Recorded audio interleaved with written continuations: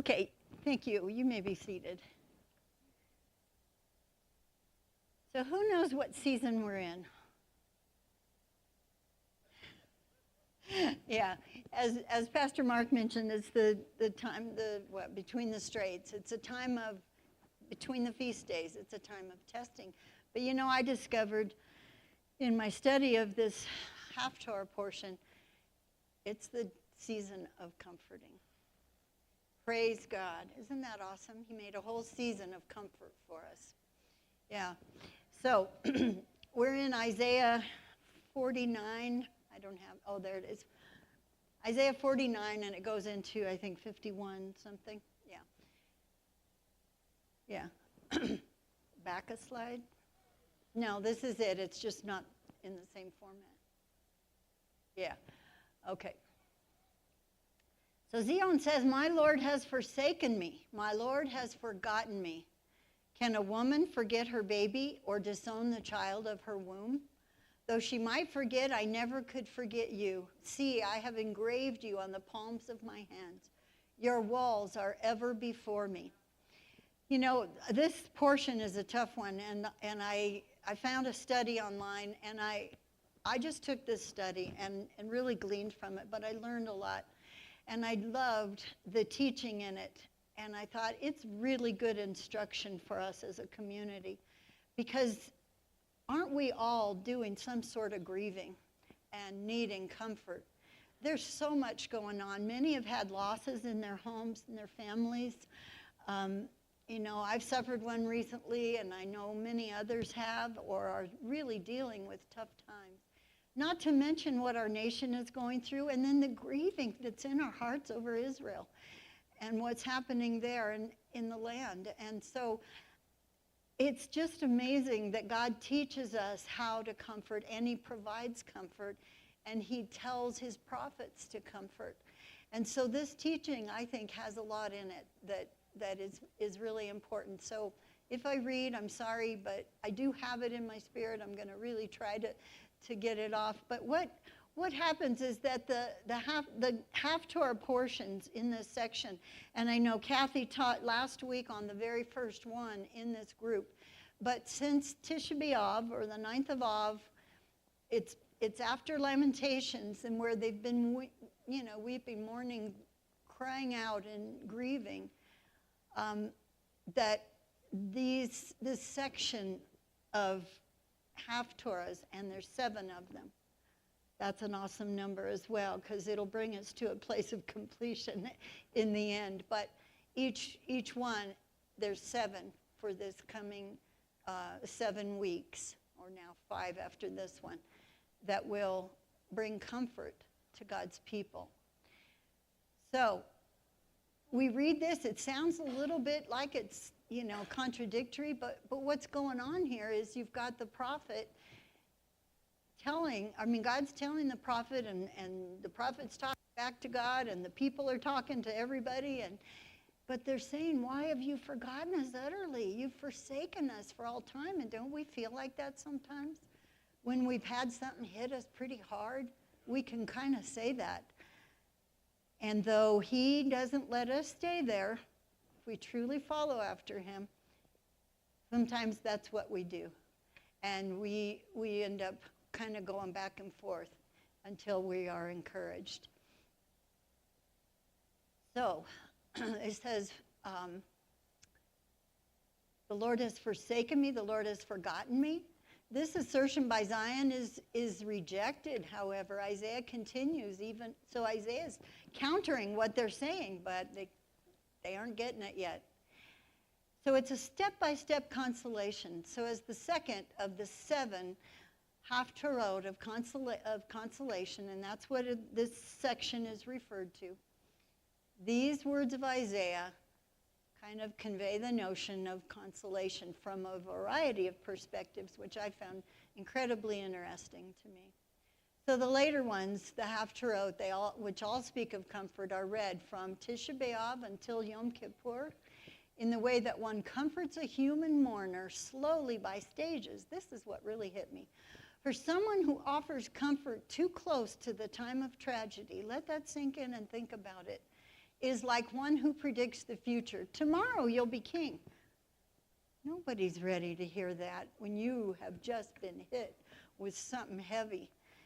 It may be true, but we can't believe it yet, can we? We're in shock. We're in a state of shock. And that's what really hit me is good advice. God teaches us. And this faith teaches us how to be comforters. And that's what we're being called to be as well. We who have the hope are being called to be comforters. And this is how we learn to do it. So when there's a time of tragedy, what do? What's the first thing? It's mostly just show up. Kind of just be there. Just sit with somebody. Don't say anything. Maybe a hug, an arm around, a hand held. Just to sit with someone can be the comfort that they need in that moment of great, deep grief. Just an I love you, but not advice, not necessarily, it's all going to be okay, or, we'll see him again.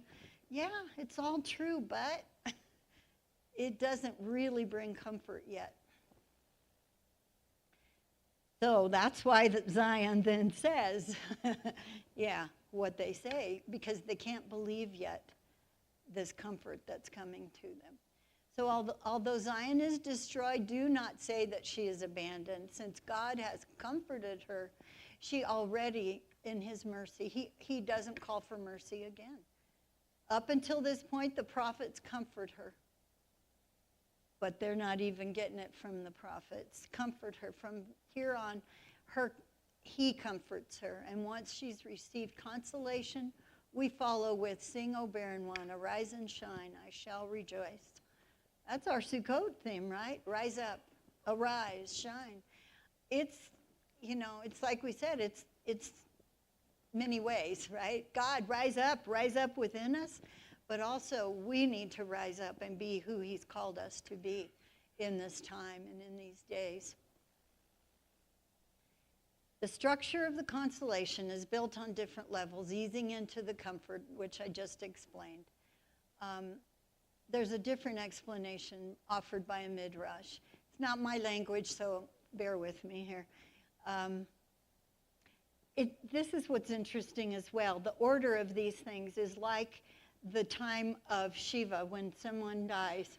In Judaism, it's practiced that you sit Shiva, so you sit for 7 days with the family. The family doesn't do a lot of other things other than have times of prayer. There's many prayers read, meals eaten, lots of comfort coming from friends and family. So in those stages, it's 7 days, so this is the 7 weeks, and we can break that down into these stages. So last week's portion that Kathy taught on comfort my people, that was the number 1 week, or the first day. To this, Israel responds, and Zion says, God has abandoned me. They still aren't feeling it yet. But where the Haftarah is a stormy, afflicted one who will not be comforted. They just aren't ready. It is as if the prophets once again are declaring before the Holy One, see, Israel's not appeased with our consolations. Therefore, the Holy One himself again speaks, I am your comforter. And then he says, rejoice, O barren one who has not given birth, and also arise and shine, for your light has come. So to this Israel responds, I shall surely rejoice in Yahweh, as if to say, now I have reason to rejoice and to be joyful. My soul will rejoice in my God, for he has dressed me in garments of salvation. So this rabbi suggests that yet another parallel sheds light. And he aligns, I just said that part, so he aligns it. This is a little out of order. I had a lot of redoing, so I'm sorry. But the first one focuses on God's greatness. When we read the Mourner's Kaddish, right? That's all about how great God is, how awesome and wonderful he is. And so that's kind of the first thing, that in our grieving and in our mourning, that we honor God and declare his greatness. So the second, this subject here today testifies to God's steadfast commitment and support, which is an essential response to the mourner, right? knowing that he's there, he's steadfast. You know, he's not going to leave us. We feel him a little bit, but we're still hurting and not quite ready to come out of it. But we're counting on the fact that we kind of know he's still going to be there. And so this is where you may offer a prayer. You may offer, you know, a little, just another word of comfort in some way. The third day of the week of mourning is considered the most intense, with a teary eye to the past. And I think it's interesting, and what I saw in this was that third day is always so important, isn't it? And after the third day, that the mourner may begin to contemplate the future. That's that resurrection spirit and power, don't you think? Coming into the spirit of man, saying, you're going to live again. There is life worth living again after this time of grief. There is a time that you will be raised up back to life again. And that was just powerful for me to see that resurrection spirit there. And it's also that in this time that the collective mourning of Israel is comforted with the redemption that will come. So in the fourth one, God speaks directly to the city, providing the personal touch. The fifth refocuses the people's attention to the future. And think about these days. I'm getting close to my end here, but think about these as instruction when you're trying to comfort someone who is in a state of grieving or mourning or just needs a lifting up. Find out where they are in this period. Find out where they are. If you get a rebuke, don't take it personally, and then realize, oh, that's where you are. This is what I need to adjust. We need to learn to adjust to others, and we need to also learn resilience. We keep hearing that word about Israel, and I realize that it's our lesson as well. We have got to learn to be a resilient people that is able to bounce back, to come back to life when it's time, when we're called to. The sixth one describes the self-doubt by Israel, and that's powerful. Even though they've accepted everything, they've come back to life, they're understanding, there's still some doubt. Is there really going to be a brighter future? Yeah, we survived, but is the future going to look better? And so then, let me see, did I skip anything? Yeah, just insecure in their ability to succeed. But on the seventh and final Haftarah, builds on the sense of glory and recognizes how the world will look, how the esteem with which the rest of the world will regard Israel. A serious overturning of the lowliness. And so the final day of the week of Shiva is how the mourner's reentry into the world. And this is ordained by God. These things are ordained by him. You know, he only allowed Israel 30 days to mourn over the death of Aaron. Or was it Moses? One of the two. He only gave them 30 days. And there's a reason. It doesn't mean the hurt goes away completely. It doesn't mean you're well and fine and everything's good. But he wants you to be resilient. He wants you to enter life. He wants you to come back to life and be productive and be the comforters. You can read this here if you want. But aren't you really glad God lives in us? Amen. Yeah. Guess who typed these up for me? My beloved husband here, yes. Okay. So, you know, this could have been done in one lesson. It could have been done in one week of study, but it's broken up into 7 because it has to have time to sink in. The consolation has to really hit our hearts. We have to take that time to heal. And it's on Shabbats that the Haftarah is done because we can't mourn on Shabbat. It's forbidden. It's forbidden. We have to rejoice on Shabbat and take delight and joy and gladness in the day. And so on Shabbat, Israel experiences the connection with God with no interference, because we've blotted out the rest of the world. There's no potential for despair in that. And Shabbat counteracts it. So that's why the 7 successive Sabbaths. and one is not enough.